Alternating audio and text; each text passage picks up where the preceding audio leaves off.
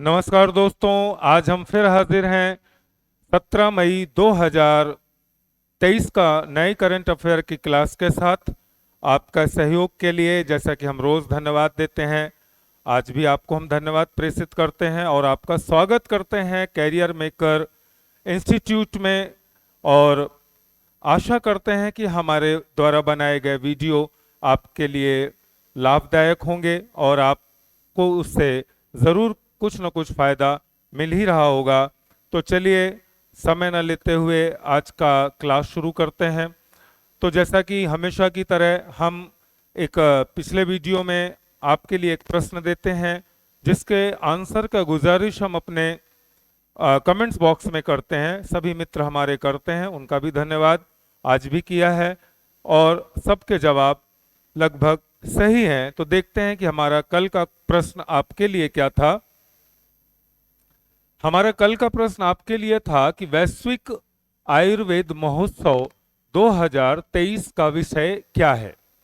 वैश्विक ग्लोबल जो आयुर्वेद का महोत्सव है 2023 का, उसका विषय क्या है। 5 ऑप्शंस हमने दिए थे आपको। आयुर्वेद और ग्लोबल नेटवर्किंग, पारंपरिक चिकित्सा और समग्र स्वास्थ्य सेवा, हेल्थ केयर और एक पुनरुत्थान, आयुर्वेद में उभरती चुनौतियां, और चौथा ऑप्शन था एकीकृत चिकित्सा और आधुनिक विज्ञान। 5वां ऑप्शन था पुनरुत्थान आयुर्वेद और समग्र उपचार। तो इसका सही जवाब दोस्तों है सी। सी ऑप्शन जो है वही इसका सही जवाब है, हेल्थ केयर और एक पुनरुत्थान आयुर्वेद में उभरती चुनौतियां। चलिए दोस्तों, आज के करंट अफेयर की क्लास का पहला प्रश्न है आपकी स्क्रीन पर। उसके पहले हम देखें कि ग्लोबल आयुर्वेद फेस्टिवल का ये जो पोस्टर जारी किया गया था आप अपनी स्क्रीन पर देख सकते हैं। और आज की करंट अफेयर का पहला क्वेश्चन है, भारत की पहली पॉड टैक्सी कहां चलाई जाएगी। पॉड टैक्सी, इस संबंध में अभी हम चर्चा करते हैं, लेकिन पहले ये जवाब दे लें कि भारत की पहली पॉड टैक्सी कहां चलाई जाएगी, नोएडा, दिल्ली, मुंबई या कोलकाता में। तो सही जवाब है नोएडा, उत्तर प्रदेश में है। नोएडा में भारत की पहली पॉड टैक्सी चलाई जाएगी। यमुना प्राधिकरण ने हाल ही में भारत की पहली पॉड टैक्सी परियोजना को मंजूरी दी है। यह परिवहन का एक उन्नत तरीका है, एडवांस आइडियोलॉजी है, स्वचालित और पर्यावरण के अनुकूल होगा। पॉड टैक्सी क्या है। पॉड टैक्सी स्वचालित पर्यावरण के अनुकूल वाहन है जो सड़क यातायात से बचने के लिए अलग अलग ट्रैक पर चलती है। ये वाहन बिजली से चलते हैं जो उन्हें परिवहन का अधिक पर्यावरण अनुकूलन तरीका बनाता है। पॉड टैक्सियों को एक निश्चित संख्या में यात्रियों को ले जाने के लिए डिजाइन किया गया है और इसे आज उपलब्ध परिवहन के सबसे उन्नत साधनों में से एक माना जाता है। स्थान और मार्ग पॉड टैक्सी परियोजना नोएडा अंतरराष्ट्रीय हवाई अड्डे और फिल्म सिटी के बीच स्थित होगी। यह परियोजना, यह रूट 12 से 14 किलोमीटर का होगा और इसमें सेक्टर 29 जो नोएडा में है, हैंडीक्राफ्ट पार्क सेक्टर 29 में, MSME park, apparel park sector 32, sector 33, toy park और सेक्टर 21 सहित 12 स्टॉप होंगे इसके। यह है पॉड टैक्सी, आप अपनी स्क्रीन पे देख रहे होंगे। उनका डिजाइन कुछ इस तरह से है। इनको नोएडा में चलाया जाएगा। ये भारत की पहली पॉड टैक्सी होगी जो कि इलेक्ट्रिक से चलती है। हमारा अगला प्रश्न है, हाल ही में किस राज्य ने राज्य रोबोटिक्स फ्रेमवर्क लॉन्च किया है। किस राज्य ने राज्य रोबोटिक्स फ्रेमवर्क लॉन्च किया है। 4 ऑप्शन है, तेलंगाना, हैदराबाद, कर्नाटक और उत्तर प्रदेश। तो मित्रों सही जवाब है तेलंगाना। तेलंगाना ने हाल ही में राज्य रोबोटिक्स फ्रेमवर्क लॉन्च किया है। क्या है ये। तेलंगाना सरकार ने राज्य में एक स्थायी रोबोटिक्स पारिस्थितिक तंत्र स्थापित करने के लिए राज्य रोबोटिक्स फ्रेमवर्क लॉन्च किया है। तेलंगाना सरकार कृषि, स्वास्थ्य सेवा, औद्योगिक स्वचालन और उपभोक्ता रोबोटिक्स सहित कई प्रमुख क्षेत्रों में रोबोटिक्स तकनीक का लाभ उठाने की योजना बना रही है। स्टेट रोबोटिक्स फ्रेमवर्क राज्य में रोबोटिक्स उद्योग के विकास के लिए दृष्टिकोण की रूपरेखा तैयार करता है और इसका उद्देश्य एक स्थायी पारिस्थितिक तंत्र बनाना भी है। यह है Telangana robotics policy framework launch करने वाला पहला राज्य बना। आप ये देख रहे हैं अपनी स्क्रीन पर रोबोटिक्स रोबोट का एक चित्र। हमारा अगला प्रश्न है, हाल ही में उत्साह पोर्टल और पीओपी पोर्टल किसने लॉन्च किया है? तो आप तो लोगो बगल में लगा है, इसको देखकर ही इसके जवाब को समझ गए होंगे। इसको लॉन्च करने वाला है यूजीसी, यूनिवर्सिटी ग्रांट कमीशन, विश्वविद्यालय अनुदान आयोग ने उत्साह पोर्टल और पीओपी पोर्टल लॉन्च किया है।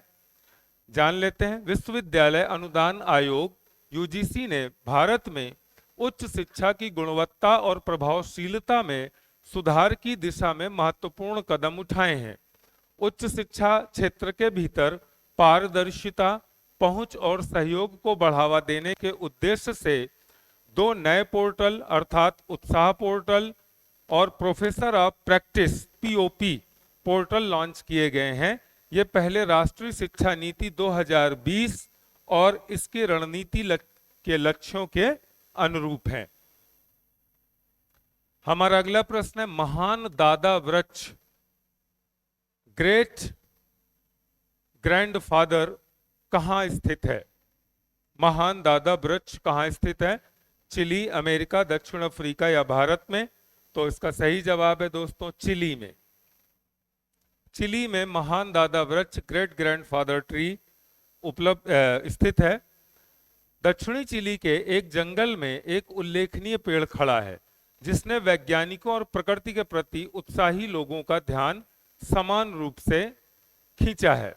ग्रेट ग्रैंडफादर के रूप में जाना जाने वाला यह प्राचीन पेड़ दुनिया में सबसे पुराना माना जाता है, जिसका इतिहास 5000 से अधिक वर्षों तक फैला हुआ है।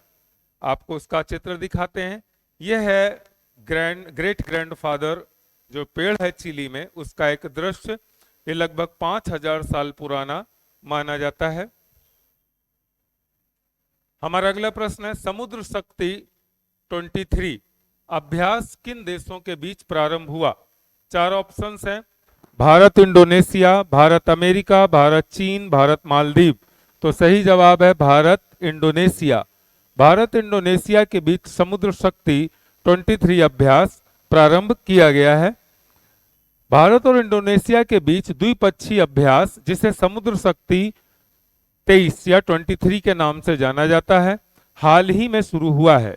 इस अभ्यास में भाग लेने के लिए स्वदेश निर्मित anti submarine warfare corvette INS Kavaratti Indonesia के बॉटम में पहुंचा। समुद्र शक्ति अभ्यास का प्राथमिक उद्देश्य भारत और इंडोनेशिया की नौसेना बलों के बीच अंतःक्रियाशीलता और आपसी सहयोग को बढ़ावा देना है। संयुक्त अभ्यास और सर्वोत्तम प्रथाओं को साझा करने, नौसेना का लक्ष्य अपनी परिचालन क्षमताओं को मजबूत करना और क्षेत्रीय शांति और स्थिरता को बढ़ावा देना है। ये देख सकते हैं अभ्यास का एक चित्र भारत और इंडोनेशिया के बीच। हमारा अगला प्रश्न है, हाल ही में 26वीं बार माउंट एवरेस्ट पर चढ़कर विश्व रिकॉर्ड किसने बनाया है? 26वीं बार माउंट एवरेस्ट पर चढ़ने वाले पर्वतारोही कौन है जिन्होंने विश्व रिकॉर्ड बनाया है? पसांग दावा शेरपा, संतोष यादव, रामी शेरपा, इनमें से कोई नहीं। तो इसका सही जवाब है पसांग दावा शेरपा। पसांग दावा शेरपा ने 26वीं बार माउंट एवरेस्ट पर चढ़कर विश्व रिकॉर्ड बनाया है। माउंट एवरेस्ट दुनिया भर के साहसी और पर्वतारोहियों को आकर्षित करना जारी रखता है। हाल ही की खबरों में नेपाली शेरपा समुदाय ने उल्लेखनीय प्रगति की है, रिकॉर्ड तोड़ते हुए और दुनिया की सबसे ऊंची चोटी पर असाधारण उपलब्धि हासिल की है। हाल ही में पसांग दावा शेरपा ने 26वीं बार माउंट एवरेस्ट पर चढ़ने वाले दुनिया के दूसरे व्यक्ति बनकर इतिहास रच दिया है। तो कुछ समय पहले तक नेपाली शेरपा गाइड कामी रीता शेरपा के पास माउंट एवरेस्ट की सबसे अधिक चढ़ाई का रिकॉर्ड था। उल्लेखनीय 26 सफल पर्वतारोहियों के साथ कामी रीता ने खुद को पर्वतारोहण की दुनिया में एक प्रतिष्ठित व्यक्ति के रूप में स्थापित किया था। अब जो पसांग दावा शेरपा हैं, ये दूसरे व्यक्ति हैं। आप अपनी स्क्रीन पर इनके चित्र को देख रहे होंगे। इन्होंने 26वीं बार एवरेस्ट पर चढ़कर विश्व रिकॉर्ड बनाया है, जो दुनिया के दूसरे व्यक्ति हैं, और ये 27वीं बार चढ़ने के लिए प्रयासरत हैं। हमारा अगला प्रश्न है, हाल ही में किस राज्य के मुख्यमंत्री ने गीता कर्मिकुला बीमा योजना शुरू की है? किस राज्य के मुख्यमंत्री ने गीता कर्मिकुला बीमा योजना शुरू की है? तेलंगाना, हैदराबाद, आंध्र प्रदेश, उत्तराखंड। तो इसका सही जवाब है दोस्तों तेलंगाना। तेलंगाना ने मुख्यमंत्री ने गीता कर्मिकुला बीमा योजना शुरू की है। यह है तेलंगाना के मुख्यमंत्री। इन्होंने गीता कर्मिकुला बीमा स्कीम प्रारंभ किया है। और हमारा अगला प्रश्न है, ग्रांट ब्रैडबर्न हाल ही में किस देश के कोच बने हैं? Cricket coach. ग्रांट ब्रैडबर्न हाल ही में किस देश के कोच बने हैं? पाकिस्तान, भारत, श्रीलंका या ऑस्ट्रेलिया? तो सही जवाब है दोस्तों पाकिस्तान। ग्रांट ब्रैडबर्न हाल ही में पाकिस्तान के कोच बने हैं। यह है grant Bradburn Pakistani cricket dress में। हमारा अगला प्रश्न है, हाल ही में भारत ने कहां पहली बार भौतिक संघाई सहयोग संगठन स्टार्ट अप फोरम की मेजबानी की है? भारत ने कहां पहली बार भौतिक संघाई सहयोग संगठन स्टार्ट अप फोरम की मेजबानी की है? 4 ऑप्शन है दोस्तों, नई दिल्ली, मुंबई, कोलकाता और चेन्नई। तो इसका सही जवाब है नई दिल्ली। नई दिल्ली में भारत ने पहली बार भौतिक संघाई सहयोग संगठन स्टार्टअप फोरम की मेजबानी की है। यह है, आप देख रहे हैं, एससीओ स्टार्टअप फोरम वेलकम्स। कई देशों ने भाग लिया। दो आप देख सकते हैं अपने स्क्रीन पर। हमारा अगला प्रश्न है, यूके ने हाल ही में, यूके माने यूनाइटेड किंगडम ने हाल ही में किस देश को लंबी क्रूज मिसाइलें दी हैं? यूक्रेन को, रूस को, भारत को, पोलैंड को? तो सही जवाब है यूक्रेन को। हाल ही में यूके ने लंबी क्रूज मिसाइलें दी हैं। ये आप देख सकते हैं, ये यूके द्वारा यूक्रेन को दी गई क्रूज मिसाइल है जो लंबी दूरी पे मार करती है। हमारा अगला प्रश्न है, हाल ही में T20 क्रिकेट में 550 विकेट लेने वाले दुनिया के पहले स्पिनर कौन बने? राशिद खान, उमरान मलिक, रसेल और चहल? तो सही जवाब है दोस्तों राशिद खान। आपने फोटो देखकर ही इनके आंसर को आप समझ गए होंगे कि इसका आंसर क्या होगा। हमारा नेक्स्ट प्रश्न है, किसने हाल ही में ई फाइलिंग 2.0 और ई सेवा केंद्र लॉन्च किया है? 4 ऑप्शन है हमारे पास, डीवाई चंद्रचूड़, नंद कुमार, अमित शाह, नीति आयोग? तो इसका सही जवाब है दोस्तों डीवाई चंद्रचूड़। डीवाई चंद्रचूड़ ने हाल ही में ई फाइलिंग 2.0 और ई सेवा केंद्र लॉन्च किया है। यह है डीवाई चंद्रचूड़ आपकी स्क्रीन पर। हमारा अगला प्रश्न है कि हाल ही में किसने 2025 में पहला वाणिज्यिक अंतरिक्ष स्टेशन लॉन्च करने की योजना बनाई है? जो कॉमर्शियल स्पेस स्टेशन लॉन्च करने की योजना किसने बनाई है? Space x, ISRO, NASA? इनमें 3 ऑप्शन, इनमें से कोई नहीं। 4 ऑप्शंस दिए हुए हैं। तो इसका सही जवाब है मित्रों स्पेस एक्स। एलन मस्क जिसके मैनेजिंग डायरेक्टर या सीईओ हैं, उन्होंने 2025 में पहला वाणिज्यिक अंतरिक्ष स्टेशन लॉन्च करने की योजना बनाई है। यह स्पेस एक्स का आप देख सकते हैं जहां पर उनका कार्यशाला है उनकी है। हमारा अगला प्रश्न है, हाल ही में तीसरा सेमिकॉन इंडिया शो कहां लॉन्च किया गया? तीसरा, सेमिकॉन इंडिया शो कहाँ लॉन्च किया गया? 4 ऑप्शंस हैं, दिल्ली, नागालैंड, त्रिपुरा और अरुणाचल प्रदेश। तो सही जवाब है दोस्तों दिल्ली। दिल्ली में तीसरा सेमिकॉन इंडिया शो लॉन्च किया गया। आप देख सकते हैं Semicon India future design catalysing the next generation semi conductor design startup. आप अपनी स्क्रीन में उसका पोस्टर देख सकते हैं।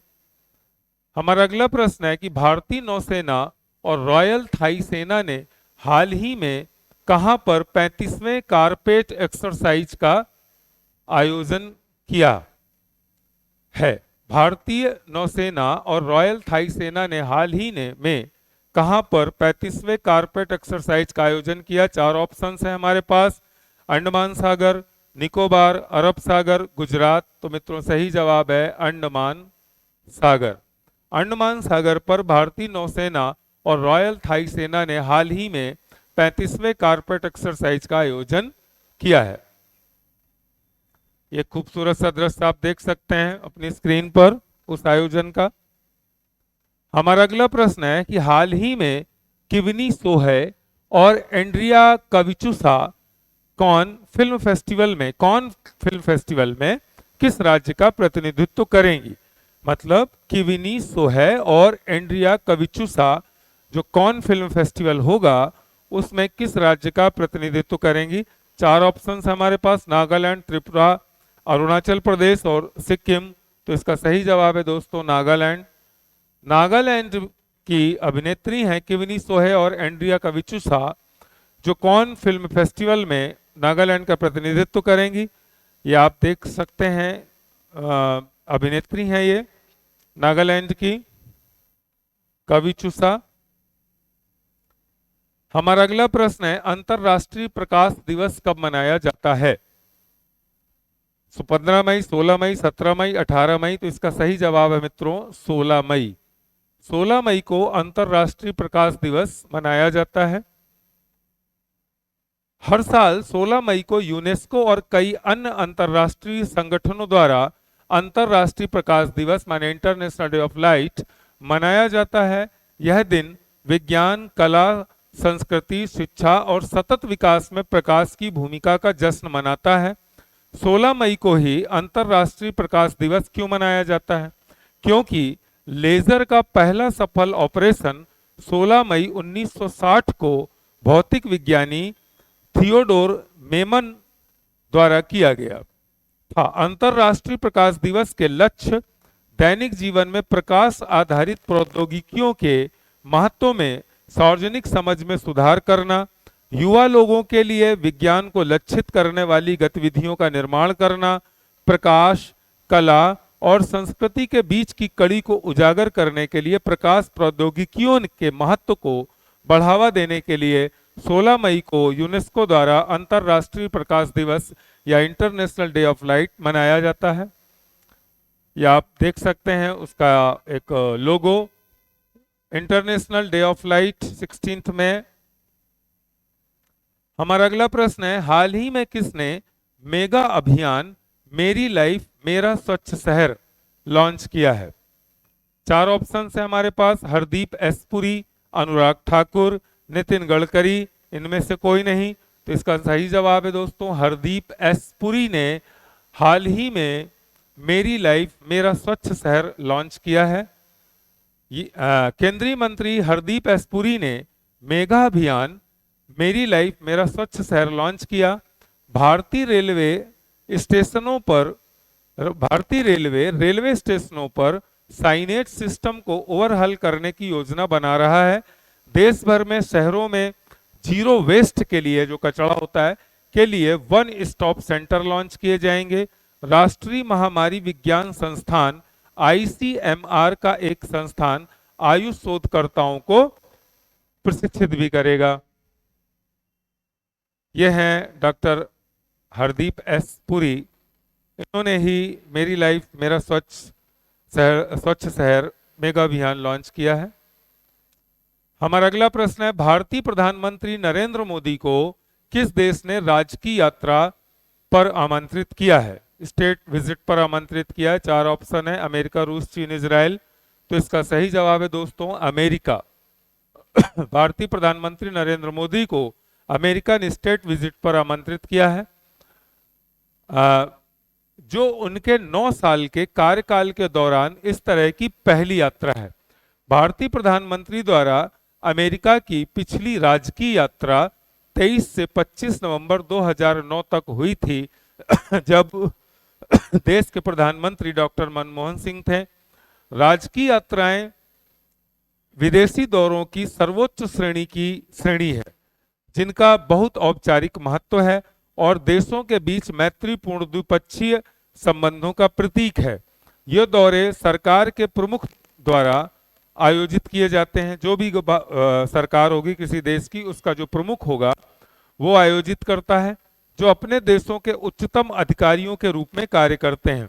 अमेरिका के मामले में राज्य के दौरे केवल अमेरिकी राष्ट्रपति के निमंत्रण पर होते हैं, जो राज्य के प्रमुख के रूप में कार्य करते हैं। नरेंद्र मोदी को आप सभी जानते हैं। राष्ट्रीय डेंगू दिवस कब मनाया जाता है, हमारा ये प्रश्न है। अंतरराष्ट्रीय प्रकाश दिवस 16 मई को मनाया जाता है और राष्ट्रीय डेंगू दिवस भी 16 मई को ही मनाया जाता है।